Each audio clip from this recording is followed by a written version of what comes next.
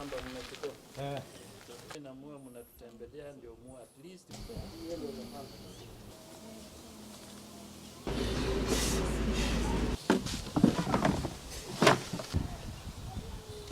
Ningeomba tu serikali ingilie kati uchunguzi zaidi, kwa sababu ameniweka mahali kwenye hata siwezi eleza kufikia sasa hivi.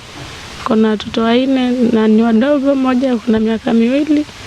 Yalikuwa mauaji yenye hata sijawahi sikia mauaji kama haya hapa Lunga Lunga, sijawahi sikia kitendo cha nyama chenye alifanyiwa, na sasa sijui tafanyaje kuanzia hilo tukio lenye lilitokea. Uchunguzi unaendelea ndio tuweze kujua kwamba ameuliwa mahali ingine na akaletwa na hiyo gari akawa dumped pale, ama wenye kumuua walikuwa na motive gani.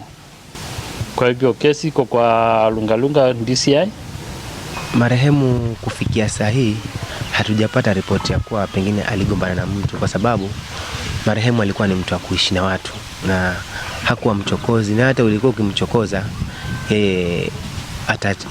ataangalia mahali abadilishe pale kwenye, kama mnasumbuana mahali atakuacha na yeye aondoke. Lakini kama unaweza ukamfanya mwenzako, hali ile nilimpata ndugu yangu ya kinyama na hajateta na mtu wala hajaiba cha mtu, kusema kweli ni hali ambayo inarudisha nyuma, inavunja moyo, inatoa imani.